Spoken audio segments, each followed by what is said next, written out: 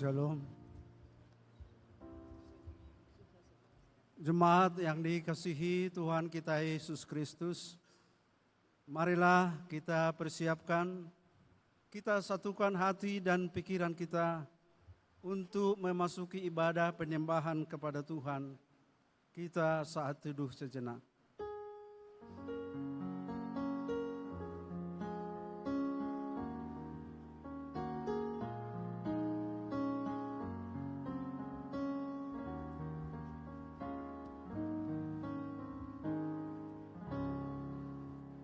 Amin. Kita angkat pujian pembukaan ibadah.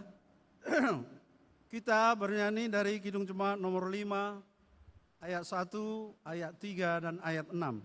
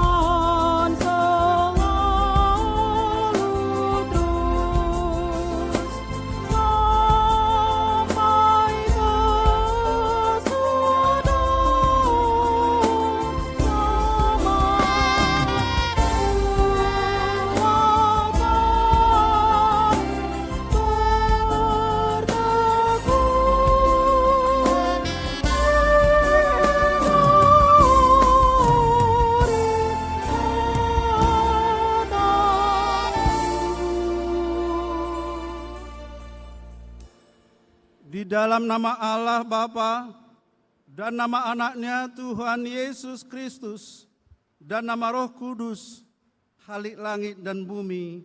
Amin. Tuhan itu baik. Ia adalah tempat pengungsian pada waktu kesusahan. Ia mengenal orang-orang yang berlindung padanya. Haleluya.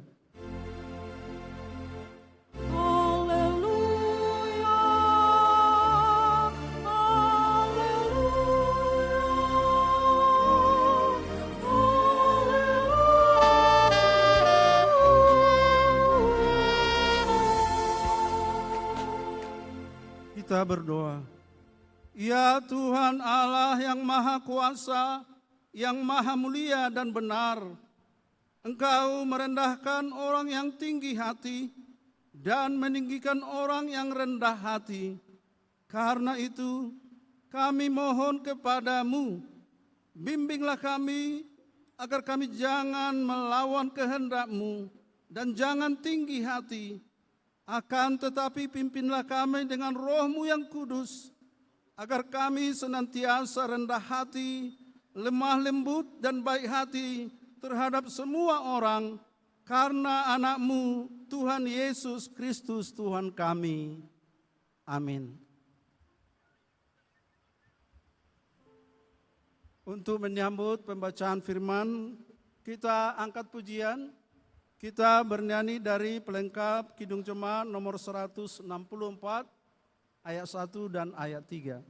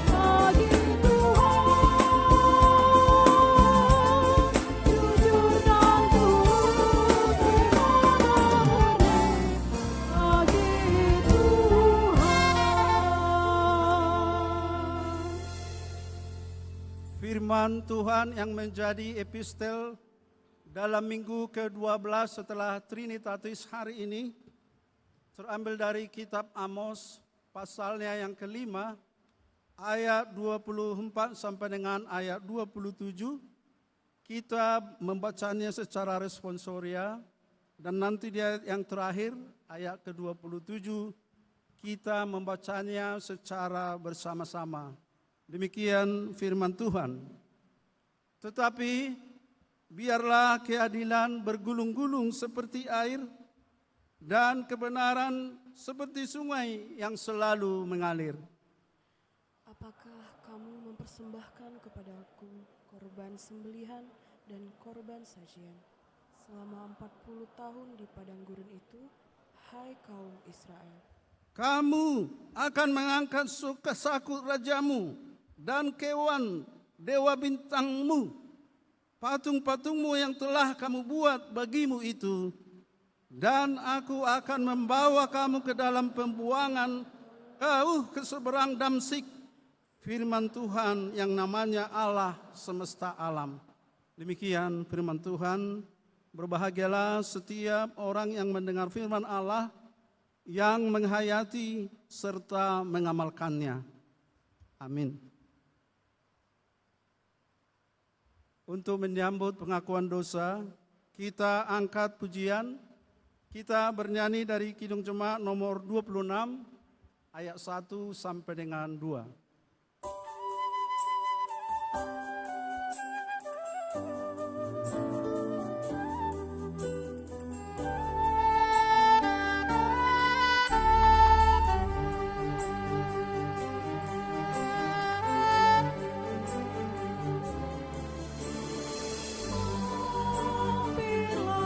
Dengar doaku,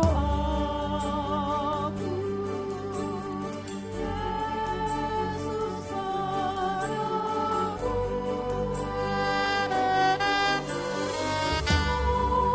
Orang lain kau hampiri,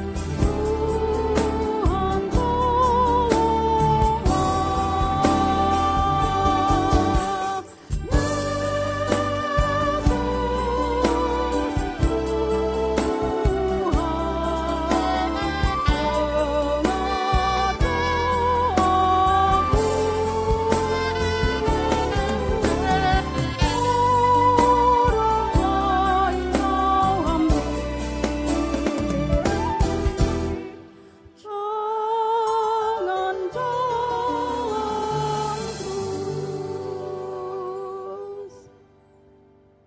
Jemaat yang dikasihi Tuhan kita Yesus Kristus, dalam waktu yang sangat berharga yang masih diberikan Tuhan kepada kita saat ini,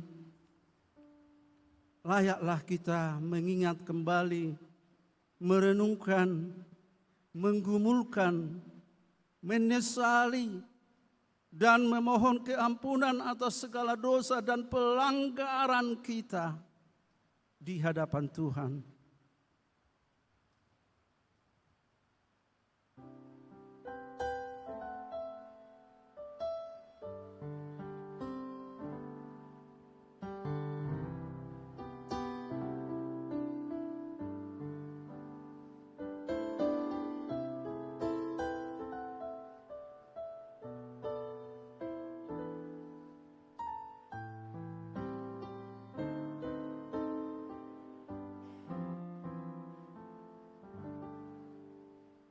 Bapa kami yang di surga, di dalam nama Yesus Kristus Tuhan kami, Engkaulah Tuhan yang Maha Kuasa, Khalik langit dan bumi, dan sumber segala kebenaran dan keadilan untuk menghakimi umat manusia.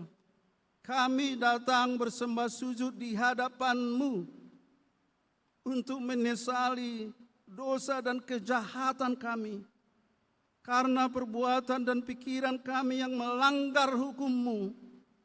Kami senantiasa menuruti godaan setan, hawa nafsu, dan tabiat kami yang jahat itu. Sepentasnyalah kami menerima ganjaran sesuai dengan kejahatan kami. Tetapi kami telah sadar akan kejahatan kami, sehingga kami datang ke hadapan-Mu untuk menyerahkan diri dan menyesali segala dosa kami. Tolong dan kasihanilah kami, ampunilah segala dosa dan kesesatan kami, dan suruhlah Roh-Mu yang kudus itu untuk menerangi pikiran dan jiwa kami, supaya kami dapat berbuat baik dan mematuhi segala kehendak-Mu di dalam kebenaran, sehingga kami beroleh hidup yang kekal di dalam pengasihan Tuhan Yesus Kristus Tuhan kami. Amin. Janji Tuhan tentang pengampunan dosa kita. Tuhan adalah penyayang dan pengasih, panjang sabar dan berlimpah-limpah kasih setianya. Tidak dilakukannya kepada kita setimpal dengan kesalahan kita. Seperti Bapa sayang kepada anak-anaknya, demikianlah Tuhan sayang kepada orang yang takut akan Dia. Segala kemuliaan bagi Allah di tempat yang maha tinggi. Amin. Kita angkat pujian syukur, menyenangkan-Mu.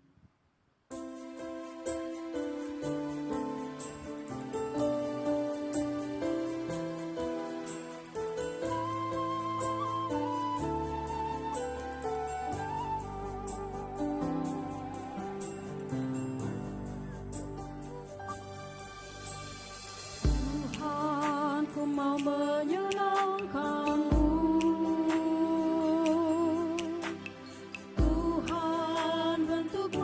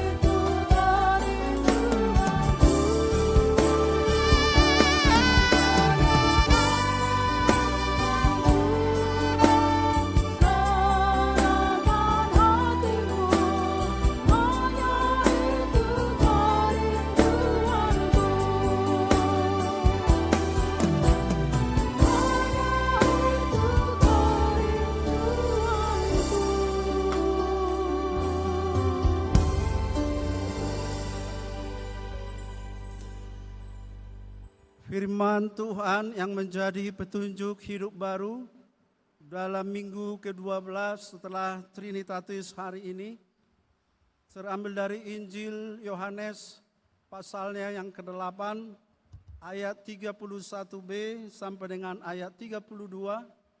Demikian firman Tuhan. Jikalau kamu tetap dalam firman-Ku, kamu benar-benar adalah murid-Ku. Dan kamu akan mengetahui kebenaran, dan kebenaran itu akan memerdekakan kamu. Demikian firman Tuhan, marilah kita memohon kekuatan dari Tuhan. Ya Allah Bapa kami, berilah kami kekuatan untuk melakukan yang sesuai dengan firman-Mu. Amin. Kita kembali mengangkat pujian syukur. Kita bernyanyi dari pelengkap Kidung Jemaat nomor 255 ayat 1.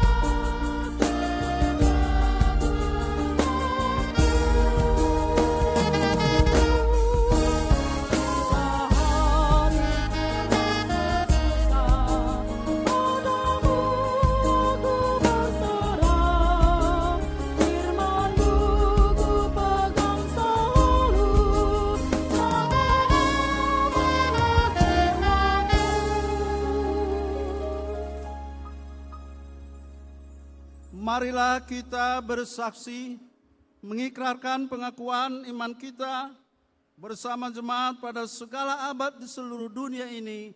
Kita ucapkan bersama-sama. Aku percaya kepada Allah Bapa yang Maha Kuasa, Khalik langit dan bumi.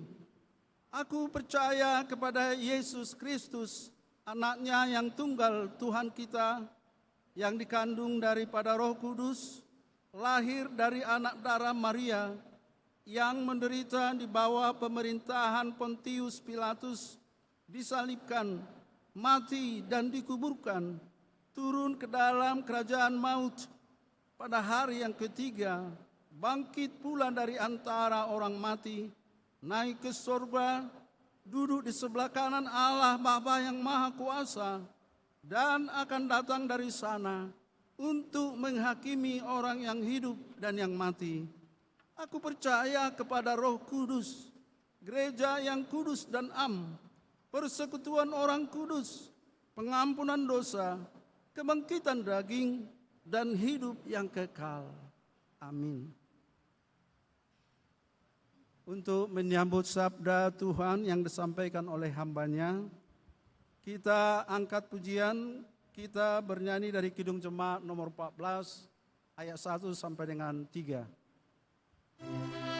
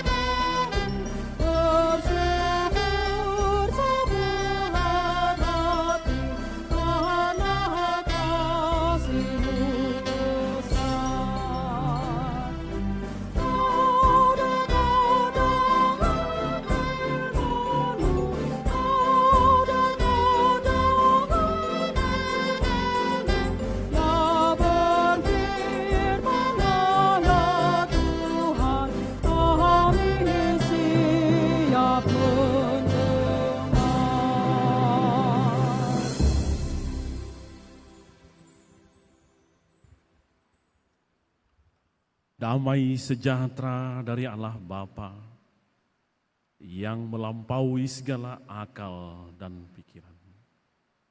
Itulah yang memelihara hati dan pikiranmu di dalam Kristus Yesus Tuhan kita. Amin. Shalom.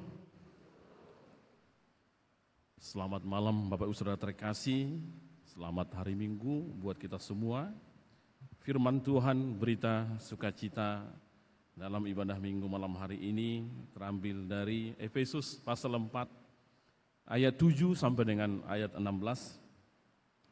Saya akan membacakan firman Tuhan ini kepada Bapak Ibu Saudara terkasih, dan mari kita mengikuti pembacaan firman Tuhan ini di dalam hati kita masing-masing. Demikian firman Tuhan.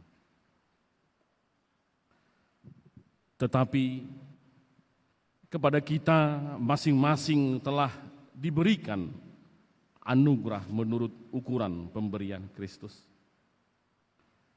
Itulah sebabnya dikatakan, tatkala ia naik ke tempat tinggi, ia membawa tawanan-tawanan. Ia memberikan pemberian-pemberian kepada manusia.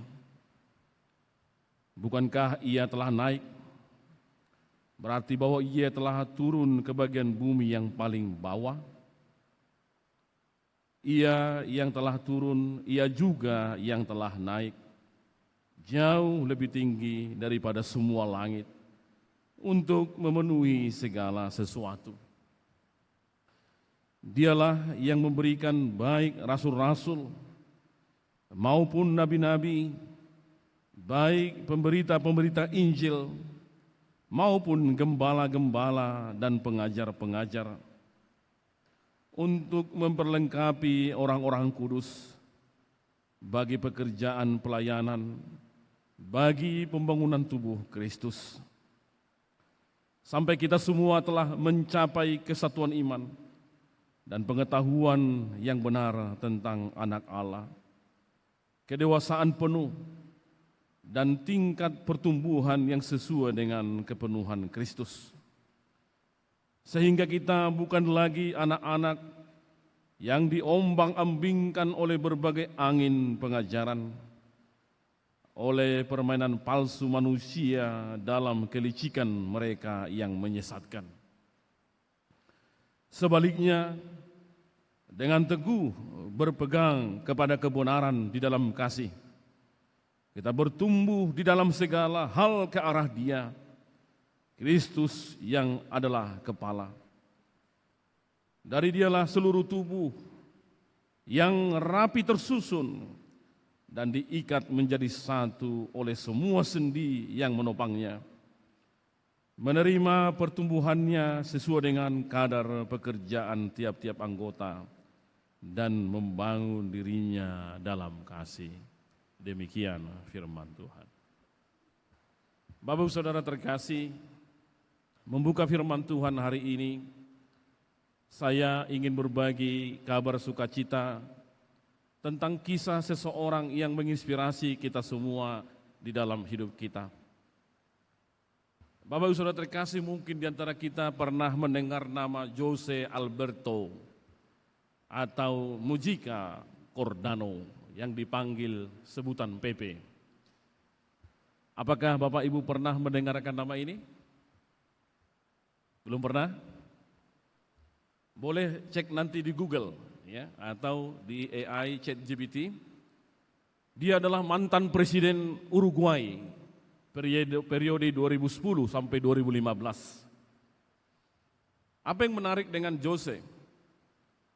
Ia seorang presiden yang ketika dia menjabat tidak pernah menerima gaji dan tidak meminta upah sebagai bayaran atau upah gaji dia sebagai seorang presiden.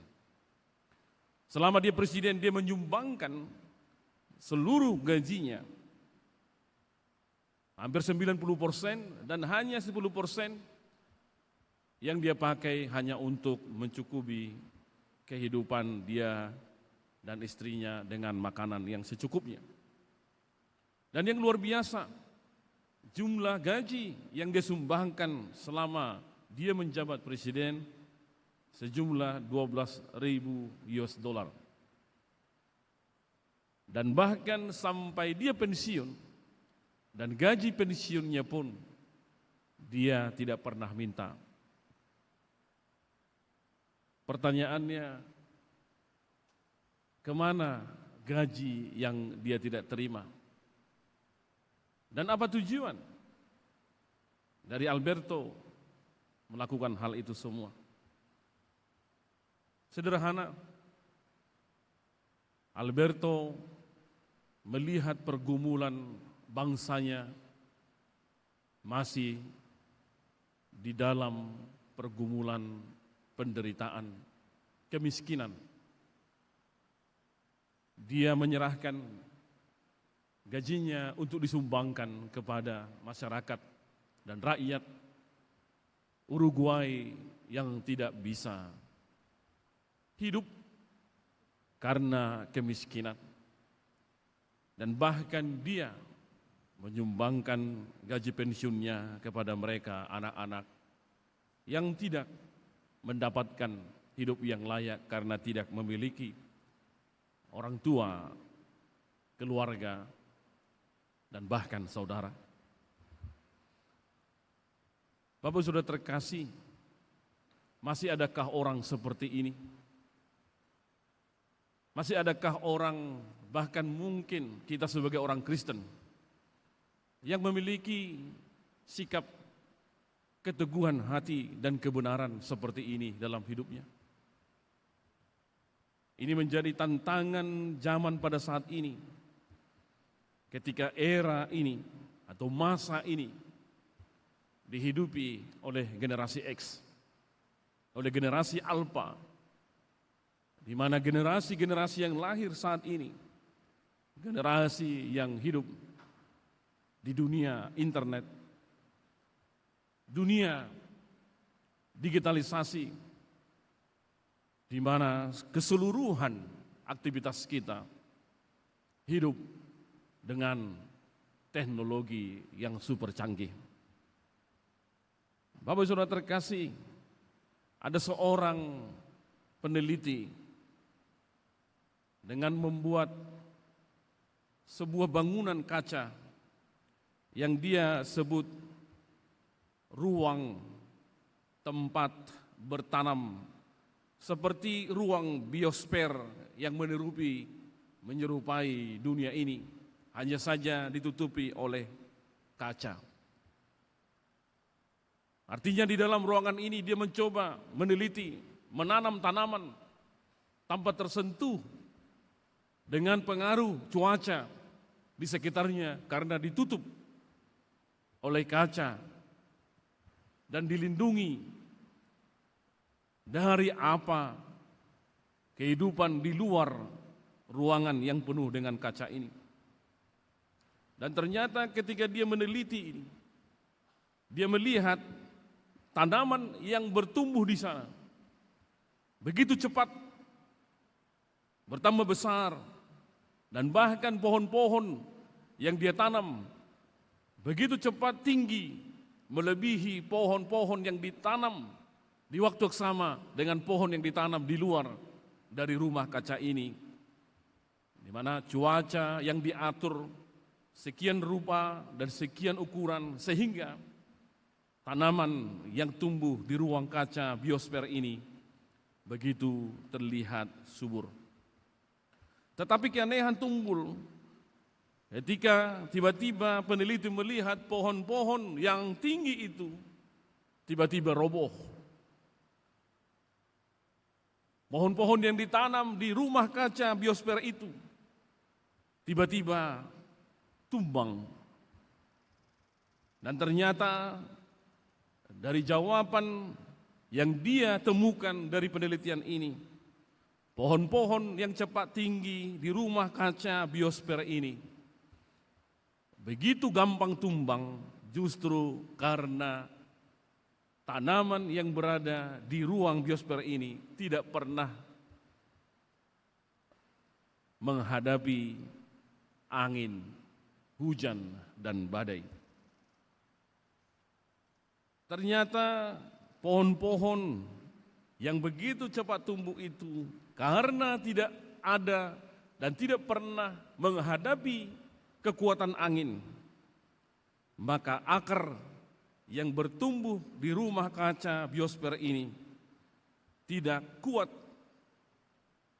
Dan begitu juga dengan batangnya tidak mengeras, dan pohon itu begitu rapuh, sehingga ternyata tanpa ada tantangan apapun, pohon yang berada di rumah kaca itu begitu gampang tumbang. Bapak Ibu Saudara terkasih, ilustrasi dari peneliti ini adalah realitas. Dan ini tantangan yang dihadapi gereja saat ini, menghadapi generasi Z dan generasi Alpha, di mana kita melihat perkembangan generasi sekarang begitu sangat defensif dan protektif dari orang tua kita. Sangat berbeda dengan generasi orang tua kita atau opung kita, kakek nenek kita dulu. Generasi sekarang bahkan dijuluki menjadi generasi stroberi, karena terkenal generasi yang gampang busuk, bahkan gampang rusak. Tanpa tekanan, bahkan tanpa persoalan, dia gampang jatuh.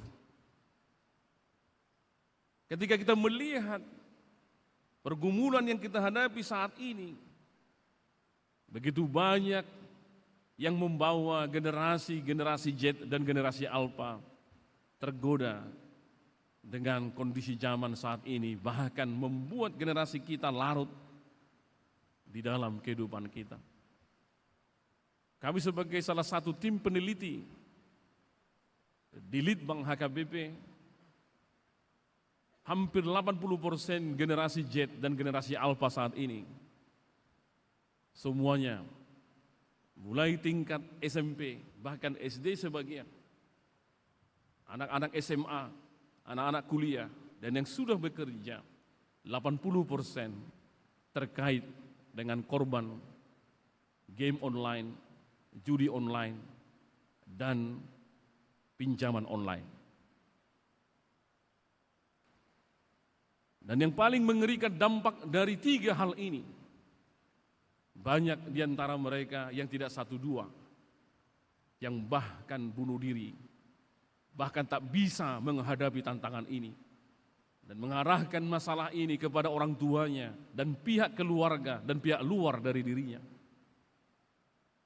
Dan bahkan para pendeta usia yang melayani 5 tahun 10 tahun, 70% kena dampak judi online dan game online. SK-nya digadai ke bank, pinjaman sampai 1 miliar tak terbayar, dan sekarang disangsi oleh pimpinan gereja karena banyak para pendeta yang sudah terjerumus dengan judi online, game online, dan pinjaman online. Karena begitu gampang mendapatkan fasilitas ini, dan begitu gampang untuk dipakai, dan bahkan begitu menikmati, kita gampang sekali kita terpengaruh. Dan ternyata mendapatkan uang 100-200 juta dari judi online begitu gampang. Tapi menurut penelitian yang kami lakukan, orang yang pernah menang 100-200 juta sudah kalah 1 miliar. Yang artinya tidak ada pernah orang bisa berduit dan kaya jika terus menggunakan judi online. Yang ada adalah stres. Tidak lagi memikirkan kuliah, tidak lagi memikirkan pekerjaan, tidak lagi memikirkan pelayanan. Semua fokus untuk judi online, game online, dan juga pinjaman online. Dan yang paling mengerikan sekarang, di mana transaksi dan berbelanja ria melalui Shopee, TikTok, semua media sosial ini begitu gampang membuat kita menjadi konsumtif. Bapak sudah terkasih sebagai yang pada umumnya generasi muda di sini dan mahasiswa. Saya kira ini tidak lepas dari pergumulan kita. Dan inilah generasi yang muncul saat ini. Dan firman Tuhan yang menjadi tema yang disampaikan oleh Paulus kepada jemaat Efesus. Jadi topik buat kita semua adalah teguh berpegang pada kebenaran. Masih sanggupkah kita di zaman saat ini teguh berpegang pada kebenaran? Masih adakah generasi Kristus, murid-murid Kristus yang berdiri saat ini mampu menegakkan kebenaran? Bagaimana hidup di tengah-tengah tantangan saat ini mampu menunjukkan bahwa dia tidak tergoda dan mampu melampaui persoalan ini?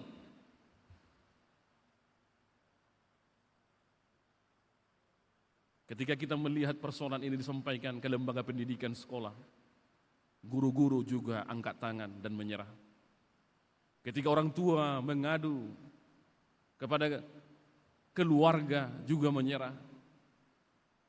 Bahkan gereja menutup mata dan merasa tidak mampu bagaimana mengarahkan generasi muda saat ini agar tidak takluk dengan pergumulan kita. Hampir semua kita sudah memiliki smartphone. Dengan telepon genggam smartphone yang kita punya ini, membuat hidup kita terfokus dengan dunia digital dan internet. Dan bayangkan Bapak dan Ibu, berapa jam Anda bersama dengan handphone Anda sepanjang hari. Bersama dengan telepon genggam Anda. Dan kita semua menikmati ini di dalam kesendirian kita, tanpa peduli kehidupan satu dengan yang lain. Beberapa berita di Medan ini dan bahkan di Siantar, ada beberapa mahasiswa yang meninggal di kos-kosan, tidak ada yang tahu, sudah 3 hari, sudah bau, baru ketahuan. Karena apa? Kita semua sibuk dengan diri kita sendiri dan tidak peduli dengan kehidupan orang lain, bahkan dengan tetangga kita.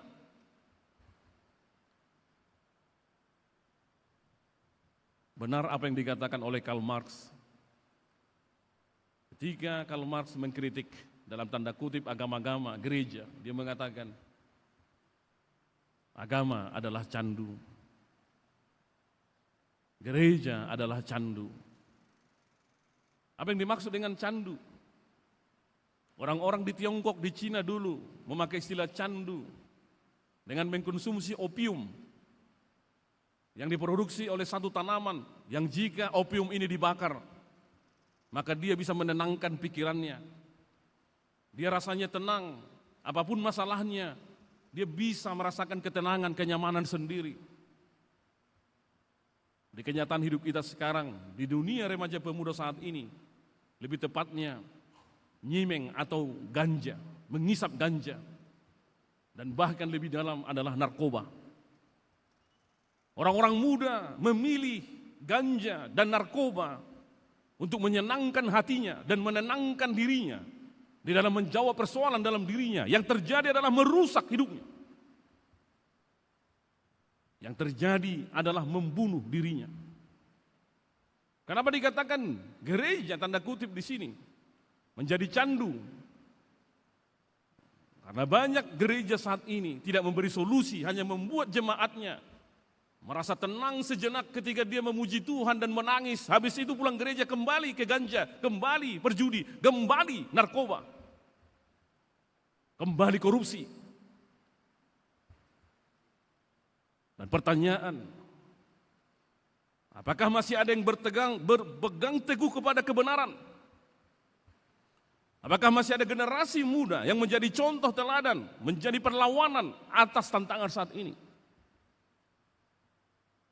Bapak saudara terkasih, firman Tuhan hari ini mengingatkan kita konteks pergumulan Efesus.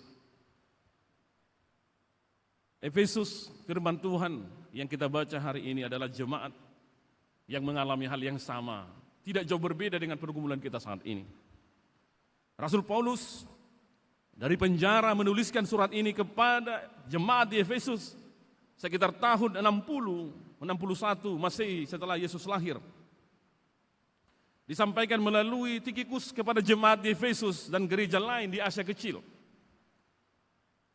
Efesus pada saat itu adalah kota besar, bahkan termasuk kota terbesar di provinsi Asia Kecil, di Kekaisaran Romawi, di mana jumlah populasi orang pada saat itu 200.000 sampai 250.000 jiwa yang tinggal di Efesus.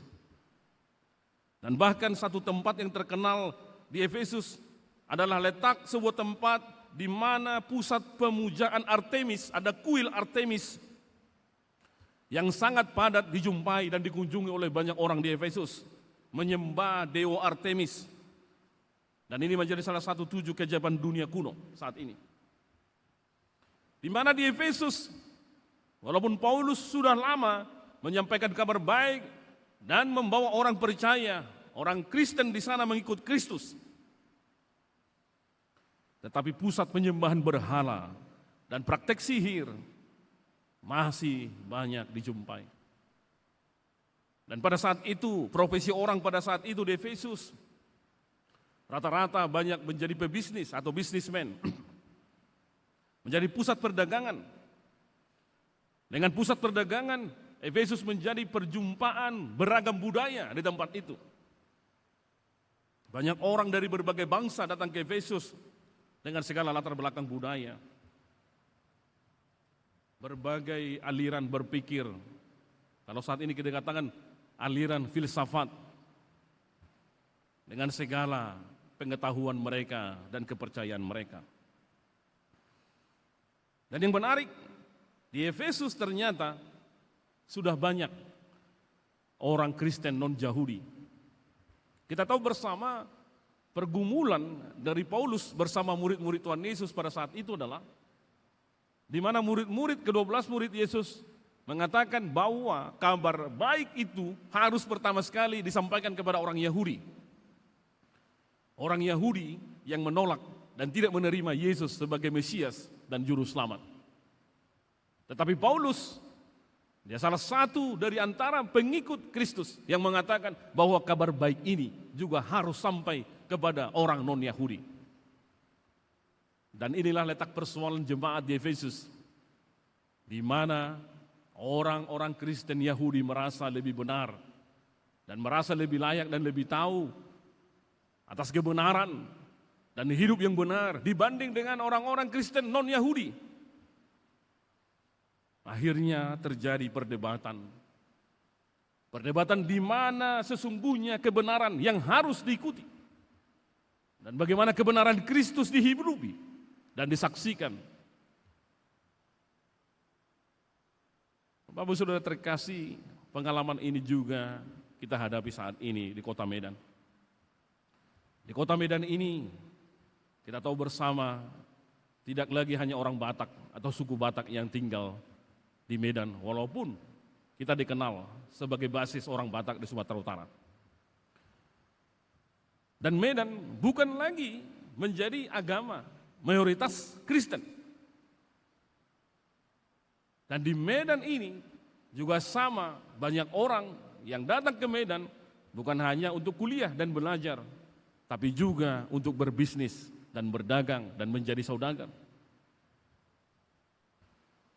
Persis sama dengan kondisi yang di Efesus, kehidupan yang dialami oleh orang-orang Efesus, di mana Paulus ingin orang-orang Kristen di sana memiliki keteguhan iman untuk hidup di dalam kebenaran akan Kristus. Tapi pertanyaannya, bagaimana mempertahankan hidup yang benar dan hidup dengan keteguhan di dalam kebenaran jika kita melihat kondisi kekristenan saat ini? Di ibadah jam 4:30 tadi saya mengatakan dan bertanya kepada Bapak Ibu jemaat di sana. Saya bertanya, semua kita pasti takut dengan binatang harimau atau singa. Karena binatang ini adalah binatang buas. Saya juga takut terhadap singa dan harimau. Tapi kenapa kita tidak takut ketika kita pergi ke kebun binatang dan berjumpa dengan harimau dan singa? Kenapa? Kenapa kita tidak takut melihat harimau dan singa di kebun binatang? Karena apa? Karena harimau dan singa di sana dikurung. Bapak dan Ibu, khususnya sahabatku, anak-anak muda, pergumulan kita sebagai orang muda, jemaat muda, orang Kristen saat ini, kenapa kita dipandang sebelah mata oleh orang-orang beragama lain, dengan kita orang-orang muda Kristen saat ini? Karena kehidupan kita secara jujur dikritik. Mereka melihat kita orang-orang muda ini, kok setiap hari Minggu rajin beribadah ke gereja, bahkan jam 7 malam datang ke gereja. Apa yang mereka lakukan? Ngapain orang-orang muda berkumpul di sana jam 7 malam? Sesungguhnya ini kritik buat kita. Kita ibarat seperti singa yang dikurung di kebun binatang tadi. Singa adalah binatang buas yang memiliki kekuatan yang bahkan ditakuti, bukan hanya sesama binatang, tapi juga manusia karena kekuatannya, keganasannya. Tapi singa tidak bertenaga, tidak berkuasa kalau dia dikurung di dalam sebuah tempat. Begitulah mental karakter kita orang muda yang dilihat oleh sesama kita. Kita mengatakan Yesus Kristus adalah juru selamat yang penuh kuasa, yang mampu melakukan apa saja. Tapi kita mengurung dia di dalam hati dan pikiran kita. Kita memenjarakan Yesus di dalam gedung gereja kita. Tidak menunjukkan wibawa firman Tuhan, kebenaran firman Tuhan untuk dihidupi di luar. Bagaimana itu dilepaskan agar orang mengenal kuasa Tuhan, mengenal kebenaran Tuhan melalui kehadiran kita di tengah-tengah dunia ini.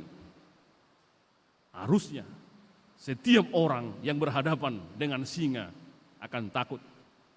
Begitu juga jika berhadapan dengan anak-anak muda yang hidup di dalam kebenaran dan kasih Tuhan. Amin. Dan ini tantangan buat kita. Bagaimana kita hidup dalam kebenaran yang teguh jika kita adalah pecandu yang tidak bisa keluar dari candu game online, judi online, pinjaman online, dan konsumtif berbelanja online. Dan ini menjadi kritik tajam buat kita. Jangan-jangan Kristus yang kita kenal, Kristus yang kita sembah, bukanlah Kristus kebenaran yang disampaikan oleh Paulus di tengah-tengah jemaat Efesus, di mana orang-orang percaya yang menghidupinya membawa perubahan dan dampak di dalam kehidupan mereka.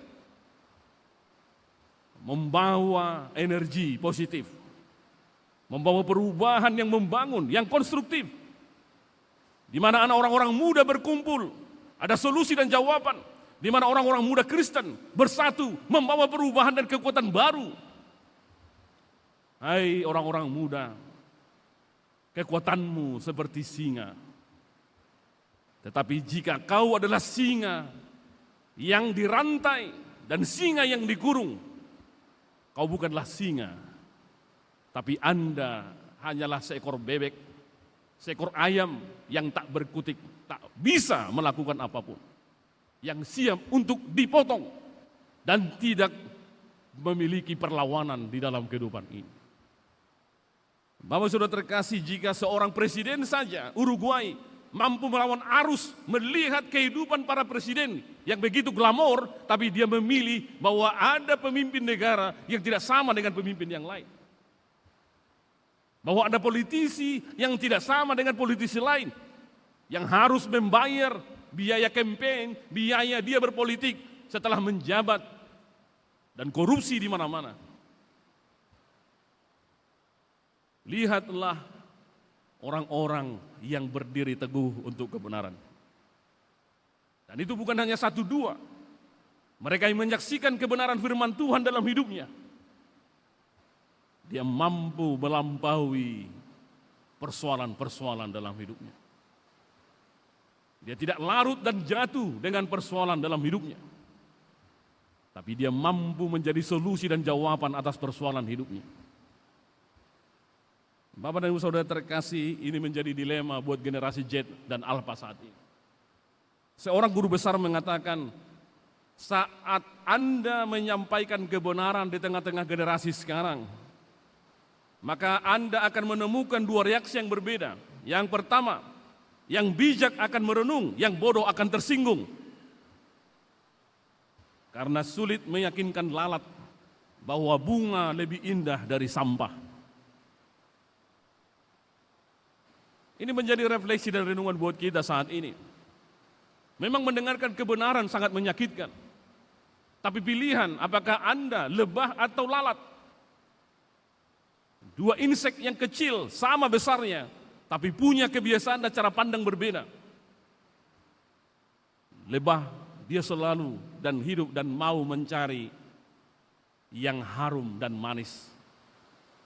Tetapi lalat, dia tidak pernah bisa membedakan mana yang harum dan manis. Penciumannya hanya mencari yang bau dan busuk. Dan tidak pernah melihat nilai-nilai kebaikan dan kebenaran apapun yang masuk ke telinganya. Tapi mereka yang bijak akan merenung. Dan firman Tuhan mengatakan, berbahagialah yang merenungkan firman Tuhan siang dan malam. Orang yang merenungkan firman Tuhan adalah mereka yang hidup seperti pohon, kata pemazmur, di tepian sungai, di tepi sungai, yang dia tidak akan pernah mengalami kekeringan dan berbuah pada musimnya. Karena di dalam firman Tuhan ada kehidupan dan keselamatan. Amin. Nah, ini tantangan buat kita dan pergumulan buat kita. Sejauh mana firman Tuhan menjadi kebenaran dalam dirimu. Tapi bagaimana firman Tuhan menjadi kebenaran dalam hidup kita jika kita tidak memakai hidup kita untuk merenungkan dan bergumul bersama Tuhan di dalam keseharian hidup kita. Pikiranmu adalah magnet. Jika kau memikirkan berkat, maka kau akan menarik berkat dalam hidupmu. Tapi jika kau fokus kepada masalah, maka kau akan tertarik kepada masalah. Olahlah pikiran Anda, ingatlah semua yang baik dan singkirkan hal yang buruk. Di minggu yang lalu, khotbah firman Tuhan mengenai Yesus yang mengatakan kepada murid-muridnya untuk berangkat lebih dulu menyeberangi danau. Tetapi jam 3 pagi, Yesus menjumpai mereka dalam kondisi angin dan badai. Dan murid-muridnya takut karena mereka melihat sosok yang berjalan mendekat mereka. Dan mereka mengatakan itu adalah hantu, setan. Tapi Yesus mengatakan ini adalah aku. Dan Petrus mengatakan jika kau adalah Yesus guru kami, bisakah aku datang kepadamu? Datanglah. Dan ketika dia melihat Yesus dan fokus melihat dan menuju pandangannya dan menatap Yesus, untuk yang pertama sekali selain Yesus, Petrus berjalan di atas air.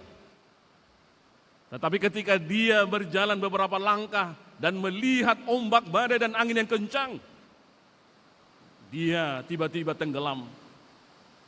Karena dia telah memalingkan pandangannya, melihat fokus dirinya tidak lagi kepada Yesus, tetapi kepada ombak badai dan masalah dalam hidupnya. Bapak Ibu Saudara terkasih, sahabatku, teman-temanku, para pemuda, beginilah tantangan yang kau hadapi di tengah-tengah hidupmu.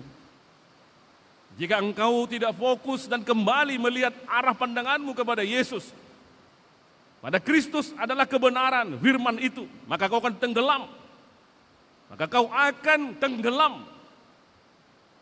Hari ini firman ini mengingatkan kamu, jika kau sampai hari ini masih judi online, game online, masih pinjaman online, hentikan. Putuskan semua hubungan media sosial yang ada memang itu. Bila perlu, ganti HP-mu dengan HP yang hanya bisa SMS dan telepon. Itu pertobatan, perubahan pertama. Jika kau tidak mampu mengendalikan smartphone, teknologi saat ini, maka alihkan kembali pandanganmu kepada Kristus yang memberikan kehidupan, kesempatan untukmu untuk berkarya, menjadi berkat di mana Tuhan memilihmu sebagai generasi muda, menjadi saluran berkat Tuhan di masa mudamu, Tuhan menginginkan engkau menjadi agen perubahan di tengah-tengah kehidupan dunia ini.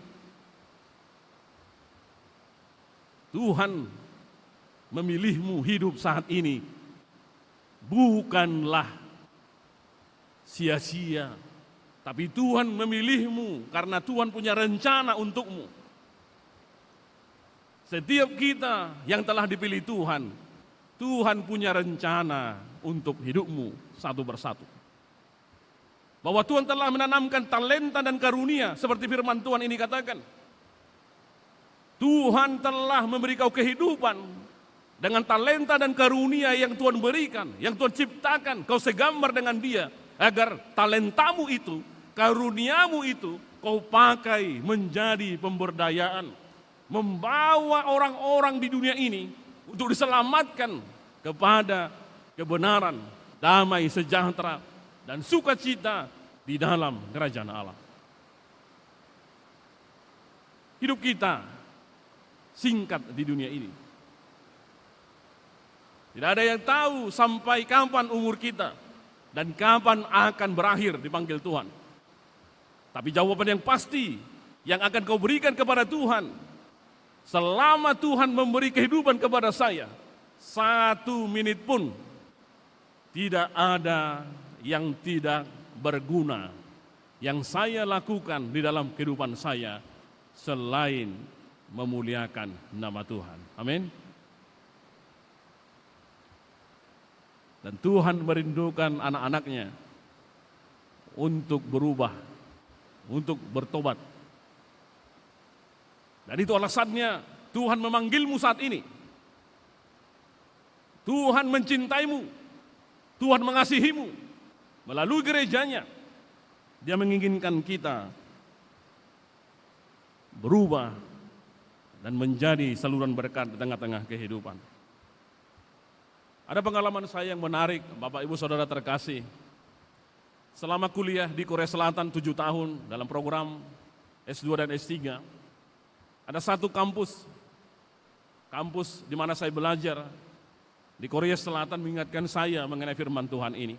Dan saya tidak akan pernah lupa dengan ini. Salah satu anugerah Tuhan, saya boleh kuliah di salah satu kampus terbaik di Korea. Di Korea Selatan ada 3 kampus terkenal, disebut dengan SKY. S adalah Seoul University, K adalah Korea University, dan Y adalah Yonsei University. Di kampus Yonsei, tempat di mana saya kuliah, jika Anda masuk ke kampus ini, di depan pintu gerbang kampus ini, ada batu besar. Batu besar yang bertuliskan di batu itu, agar setiap mahasiswa yang datang ke kampus itu sebelum belajar membaca dan diharapkan mengingat kalimat itu dengan kalimat yang bertuliskan "The truth will set you free." The truth will set you free. John chapter 8 verse 31 to 32. Dan selengkapnya dalam firman Tuhan dikatakan di Yohanes pasal 8 ayat 31 sampai 32, Jesus said, if you hold to my teaching, you are really my disciples. You are really my disciples. Then you will know the truth. Then you will know the truth, and the truth will set you free. And the truth will set you free. Jika kau mendengarkan pengajaranku, jika kau sungguh-sungguh menerima, menghidupi pengajaranku, firman-Nya, maka kau sungguh-sungguh muridku. Engkau adalah muridku. Kenapa tidak dikatakan engkau adalah jemaatku? Karena banyak jemaat belum tentu memiliki karakter sebagai murid Kristus. Tetapi murid Kristus sudah pasti adalah jemaat Kristus. Engkau adalah muridku. Dan berapa kali Yesus mengatakan, jika kau ingin mengikut aku, jika kau ingin menjadi muridku, Yesus mengatakan, pikul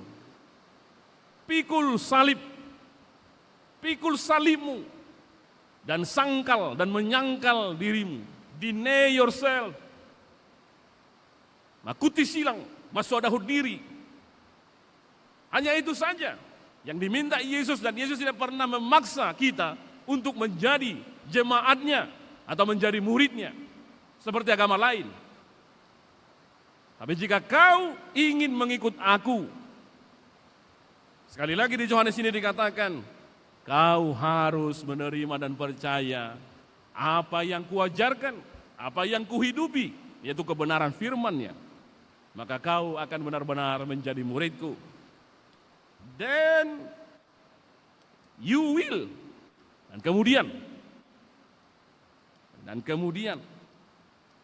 kebenaran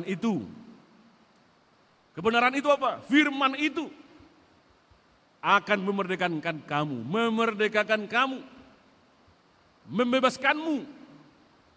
membebaskanmu dari candu, dari ketagihanmu, kebiasaanmu yang membuat kau tidak pernah lepas dari hal-hal buruk itu. Tempatkan firman dan Kristus menjadi prioritas dalam hidupmu, maka engkau akan mampu berdiri teguh di dalam kebenaran firman Tuhan. Amin. Dan saya mengajak orang-orang muda kembali baca firman Tuhan sebelum kau kuliah. Bangun pagi-pagi, puji Tuhan, bersyukur dan berdoa. Mengakhiri aktivitasmu, membaca firman dan berdoa. Dan firman Tuhan akan meneguhkan dan membawa hidupmu ke dalam berkat yang Tuhan inginkan. Dan saat ini, di dalam firman Tuhan, mari kita lihat firman Tuhan dan menjadi kekuatan buat kita saat ini yang menggerakkan kita menjadi anak-anak Tuhan sebagai murid-murid Kristus. Di dalam firman Tuhan ini, kita baca ayat 14 dan ayat 15. Kita buka kitab kita Efesus pasal 4 ayat 14 sampai 15. 1, 2, ya kita baca sama-sama. Sehingga kita bukan lagi anak-anak yang diombang-ambingkan oleh berbagai angin pengajaran, oleh permainan palsu manusia dalam kelicikan mereka yang menyesatkan. Ayat 15, 1, 2, 3 ya. Sebaliknya, dengan teguh berpegang kepada kebenaran di dalam kasih, kita bertumbuh di dalam segala hal ke arah Dia, Kristus yang adalah kepala. Dan Kristus yang hidup menjadi sentral dalam kehidupan kita. Dietrich Bonhoeffer mengatakan, menghadapi kebangkrutan peradaban saat ini, di mana orang-orang dan generasi saat ini tidak bersedia memikul tanggung jawab, tidak ada lagi yang dapat menjadi teladan, dan kebohongan dianggap menjadi kebenaran. Dietrich Bonhoeffer mengatakan, di dalam persoalan yang dihadapi oleh generasi sekarang, dengan alasan every generation imagine itself to be more intelligent than the one before it, and wiser than the one after it. Banyak generasi yang menjawab bahwa setiap generasi selalu merasa dirinya lebih pintar daripada generasi sebelumnya, dan lebih bijaksana daripada generasi sesudahnya. Ini adalah sumber konflik dan persoalan di tengah-tengah gereja, bangsa kita, bahkan dalam kehidupan kita. Orang tua menganggap anak muda belum matang, dan anak muda menganggap orang tua sudah ketinggalan di zaman. Padahal keduanya saling membutuhkan. Masalah gereja bukan karena ada banyak generasi. Masalahnya adalah ketika setiap generasi ingin menjadi pusat. Sekali lagi, Kristuslah yang harus menjadi pusat. Amin. Dietrich Bonhoeffer mengatakan menutup khotbah hari ini mengingatkan kita, kekristenan tanpa pemuritan akan selalu menjadi kekristenan tanpa Kristus. Jadilah murid-murid Kristus dan jadikan dirimu menjadi murid Kristus. Murid yang mampu memuridkan orang lain, discipleship maker, menjadi berkat yang diberdayakan oleh gereja, yang bukan hanya pendengar, yang bukan hanya penonton, tetapi dipanggil Tuhan untuk menjadi murid yang memuridkan dengan talenta dan karunia yang diberikan Tuhan untukmu dimanapun engkau diutus Tuhan dengan segala profesi dan pekerjaan kita. Amin. Kita berdoa. Terima kasih Tuhan, kami bersyukur untuk firman Tuhan hari ini. Kami sungguh bersuka cita atas keteguhan seluruh jemaat-Mu, secara khusus anak-anak-Mu, generasi muda yang saat ini mempersembahkan hidup mereka.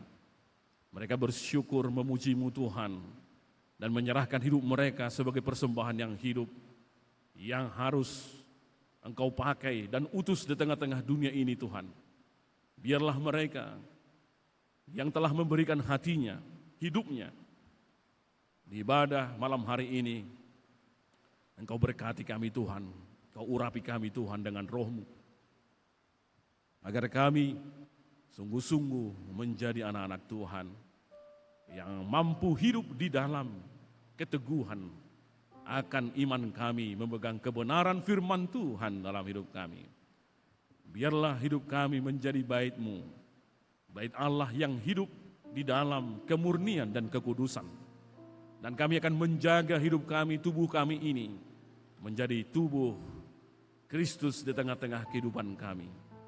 Kami akan menjadi berkat, menjadi contoh dan teladan di tengah-tengah kehidupan kami. Lihatlah Tuhan anak-anak-Mu yang telah hadir dan beribadah pada malam hari ini. Satu persatu mereka sungguh menunjukkan ketulusan hati mereka. Pakailah mereka Tuhan menjadi anak-anak Tuhan. Dimanapun mereka Tuhan menghadapi segala pergumulan, jadikan mereka kuat, berdiri di atas firman-Mu. Dan biarlah kebenaran firman-Mu yang memerdekakan mereka untuk teguh menghadapi segala tantangan yang mereka hadapi. Kami percaya Tuhan ketika Engkau telah mengutus mereka untuk belajar, menjadi mahasiswa di tengah-tengah kampus di Medan ini, berikan mereka Tuhan kekuatan dan hikmat dari-Mu, agar mereka mampu melampaui segala tantangan pergumulan itu. Dan hanya mengandalkan firman Tuhan dan kasih Kristus dalam hidup mereka. Tuhan, kami juga berdoa buat semua keluarga, orang tua, sahabat yang terus mengasihi dan mencintai mereka, yang menopang studi mereka, yang menopang perjuangan mereka sampai saat ini. Tuhan, kami berdoa agar Tuhan memberikan kesehatan, kekuatan, umur yang panjang kepada orang tua mereka, yang jauh dari mereka, bahkan yang bersama dengan mereka saat ini, dan bersama saudara, sahabat, dan keluarga yang menopang mereka. Tuhan, jangan sia-siakan perjuangan setiap keluarga yang telah memberangkatkan anak-anak-Mu ini, yang telah sampai di titik ini dan pada hari ini. Biarlah kesempatan ini mereka pakai dengan baik. Dan bagi mereka yang telah menyelesaikan studi dan mencari pekerjaan, Tuhan berikan yang terbaik, pekerjaan sesuai dengan karunia talenta yang telah mereka persiapkan, yang Tuhan berikan kepada mereka agar mereka bisa menjadi saluran berkat di tengah-tengah pekerjaan mereka. Berikan mereka kesabaran, keteguhan hati untuk terus bisa menunggu pekerjaan yang paling tepat yang Tuhan telah berikan buat mereka. Dan biarlah terus mereka berusaha Engkau pakai menjadi generasi muda yang tekun. Dan bagi mereka anak-anak muda yang telah dewasa dan bertumbuh akan iman kepada-Mu Tuhan, yang telah siap untuk berkeluarga dan menikah, Engkaulah yang menemukan pasangan hidup yang terbaik buat mereka. Pasangan hidup yang takut akan Tuhan, yang Kau rapi dengan penuh dengan hikmat Tuhan, sehingga mereka Kau persatukan di dalam keluarga yang Kau berkati. Kami juga berdoa buat seluruh orang tua kami yang ikut beribadah pada saat ini. Mereka telah berjuang sebagai orang tua kami. Kiranya mereka tetap menjadi contoh dan teladan buat kami. Berikan kesehatan, kekuatan Tuhan buat orang tua kami yang terus memberikan hatinya, menopang pelayanan, dan bahkan kami generasi muda. Biarlah orang tua kami yang ikut beribadah pada saat ini, turut campur tangan Engkau pakai menjadi saluran berkat dalam pelayanan dan tugas mereka masing-masing. Dan di usia mereka yang tua, Tuhan berikan kekuatan kesehatan. Mereka tetap semangat Engkau pakai dimanapun mereka Tuhan Engkau pakai. Dan di tengah kelemahan fisik mereka, Tuhan memberkati mereka, menguatkan mereka selalu.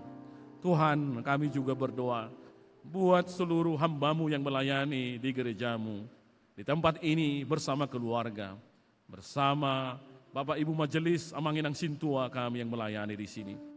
Tuhan juga yang memberkati seluruh guru-guru sekolah minggu, song leader, tim musik, dan juga tim multimedia, dan seluruh yang Kau pakai melayani di gereja-Mu.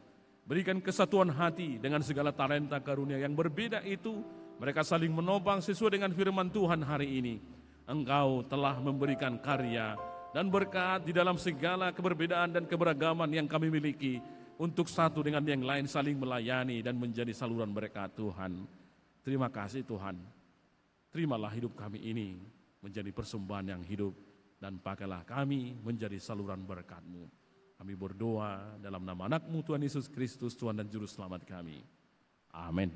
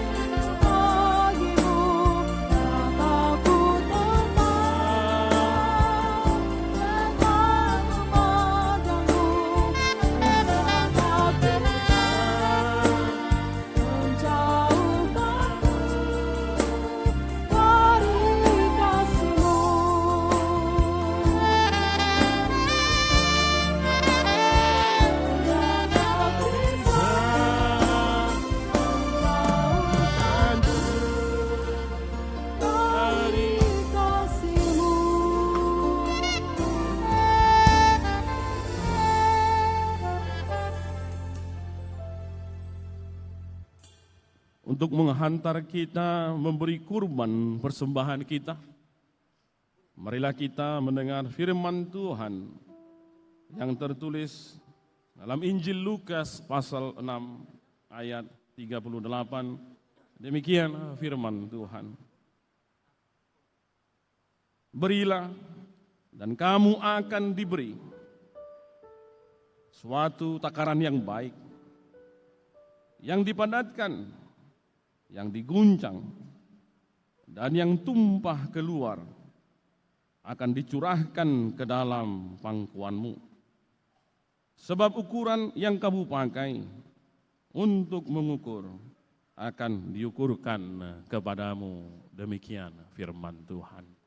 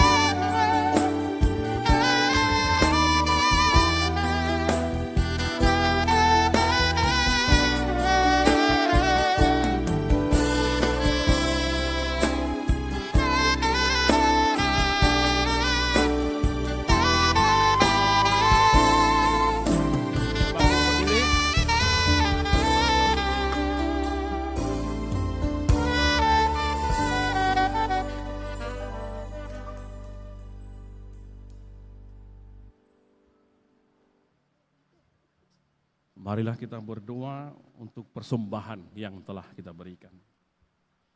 Ya Allah, Bapa kami yang ada di surga, kami mengaku dengan setulus hati Engkaulah sumber segala berkat dan karunia dalam hidup kami.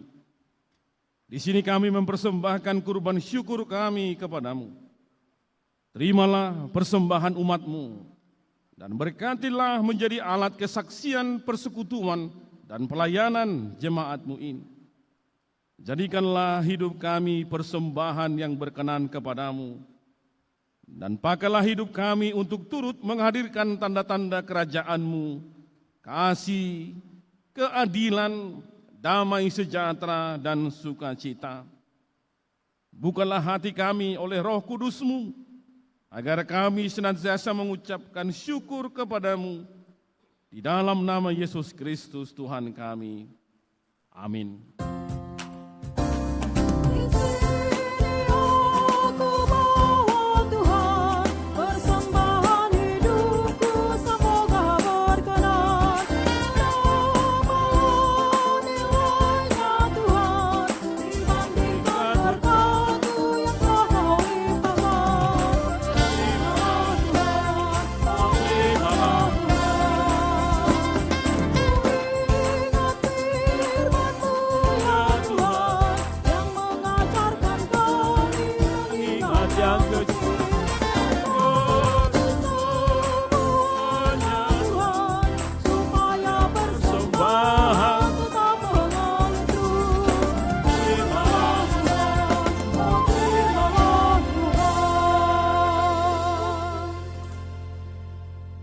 Bapa kami yang di sorga, dikuduskanlah namamu.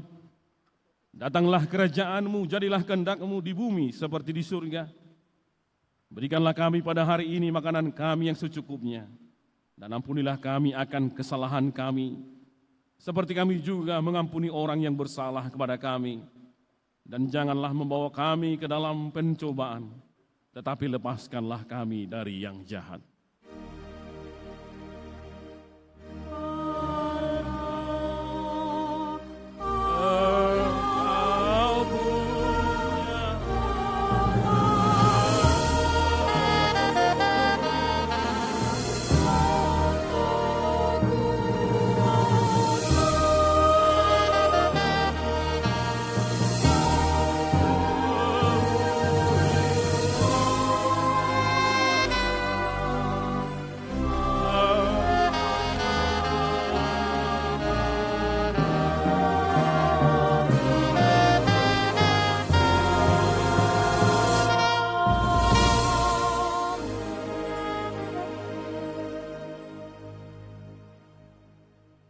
Tuhan memberkati dan melindungi engkau.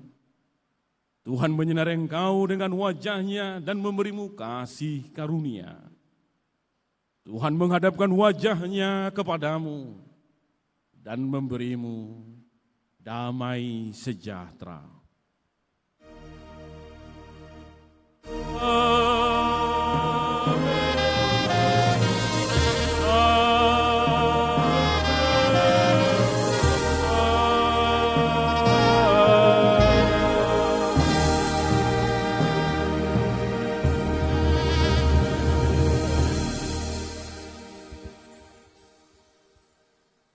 Selamat hari Minggu buat kita semua.